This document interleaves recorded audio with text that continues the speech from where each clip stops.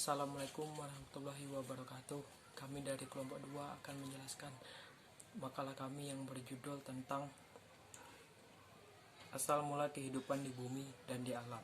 Dan saya sebagai moderator dari kelompok 2 akan menjelaskan tentang asal mula kehidupan di bumi dan di alam. Pertama, asal mula kehidupan di bumi dan di alam. Awalnya dunia ini hanya sebatas planet yang kosong, dan lama-kelamaan dunia ini penuh dengan makhluk-makhluk yang menempati bumi, dan mulailah ada tanda-tanda kehidupan.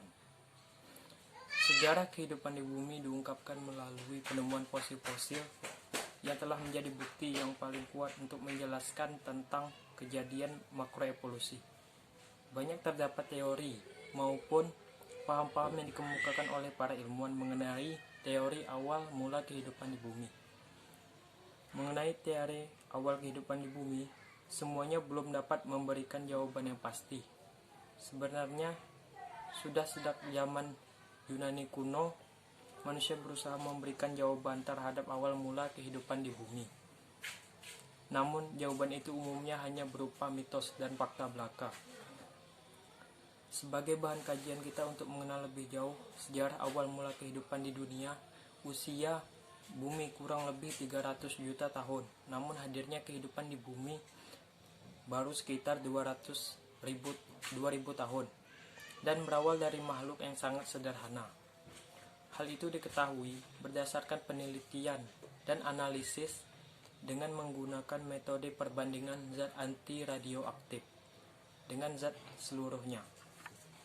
Kemudian saya akan menjelaskan tentang dari mana asal kehidupan di bumi.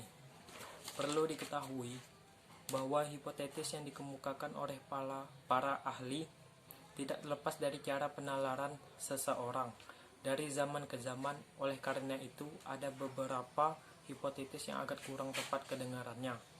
Namun sebaliknya ada beberapa hipotesis yang benar bila ditinjau dari segi logika. Berikut beberapa hipotesisnya. Di sini saya hanya menyebutkan saja, tidak dapat menjelaskan. Teman-teman bisa membacanya di makalah.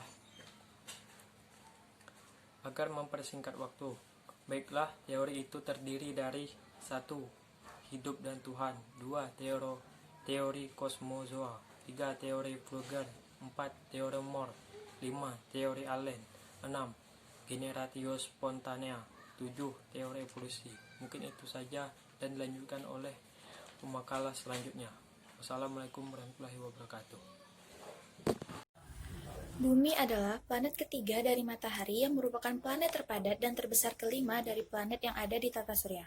Sebelum tahun 140 Masehi, bangsa Babilonia percaya bahwa bumi adalah pusat dari alam semesta. Begitupun dengan orang Yunani kuno, percaya bahwa bumi adalah pusat dari alam semesta. Kopernikus pada tahun 1543 telah memunculkan teori baru tentang tata surya, yaitu matahari tetap pada kedudukannya. Justru bumi dan planet lainnya lah yang mengelilingi matahari. Lanjut ke umur bumi.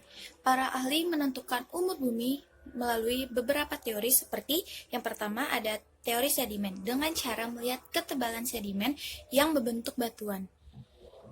Yang kedua, teori kadar garam dengan cara mengetahui kenaikan kadar garam dalam air laut. Menurut teori ini, bumi telah berusia 1000 juta tahun. Yang ketiga, ada teori termal dengan cara menggunakan cara perhitungan suhu bumi. Yang keempat, ada teori radioaktivitas dengan cara mendeteksi melalui suatu peluruhan unsur-unsur radioaktif. Lanjut ke struktur bumi. Bumi memiliki 4 lapisan, yaitu yang pertama ada atmosfer atau lapisan udara, yaitu lapisan gas yang melingkupi suatu planet. Di bumi, atmosfernya terdapat dari 0 km di atas permukaan bumi sampai 560 km di atas permukaan bumi. Yang kedua ada hidrosfer atau lapisan air, yang merupakan lapisan air yang menyelimuti permukaan bumi seperti danau, sungai, lautan, dan sebagainya. Yang ketiga ada litosfer atau kerak bumi, yaitu lapisan paling luar dari bagian bumi. Yang keempat ada sentrosfer atau inti bumi. Inti bumi terbagi menjadi 2. Yang pertama adalah inti luar yang terdiri dari logam cair yang dapat membangkitkan medan magnet bumi. Yang kedua ada inti dalam yang terdiri dari logam padat walaupun suhunya bisa mencapai 6000 derajat Celcius. Warahmatullahi wabarakatuh. Baiklah, di sini saya akan melanjutkan materi berikutnya, yaitu alam semesta. Menurut Kamus Besar Bahasa Indonesia, kata alam memiliki arti segala yang ada di langit dan di bumi. Sedangkan kata semesta berarti seluruh, segenap, semuanya yang ada di alam tidak dapat lepas dari takdirnya masing-masing, berlaku untuk seluruh dunia dan atau universal. Alam semesta menurut orang Babilonia kurang lebih 700 sampai 600 sebelum Masehi merupakan suatu ruang atau selungkup dengan bumi yang datar sebagai lantainya.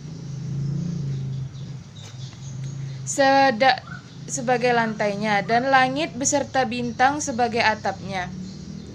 Jadi alam semesta atau jagat raya adalah suatu ruangan yang maha besar yang di dalamnya terdapat kehidupan yang biotik dan abiotik.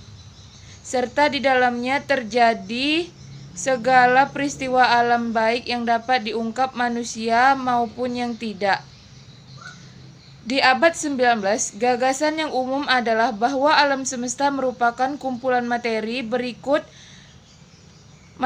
berukuran tak hingga yang telah ada sejak dulu kala akan terus ada selamanya. Pengertian dari alam semesta adalah ruang di mana di dalamnya terdapat kehidupan biotik maupun abiotik, serta segala macam peristiwa alam yang dapat diungkap maupun yang belum dapat diungkap oleh manusia. Semesta terdiri dari semua materi, termasuk tenaga dan radiasi, serta hal yang telah diketahui dan baru dalam percaya bahwa pasti ada di antariksa. Bumi, planet-planet, dan matahari yang termasuk dalam tata surya hanyalah sebagian titik-titik kecil di antara lebih dari 200 miliar bintang penyusun galaksi Bima Sakti.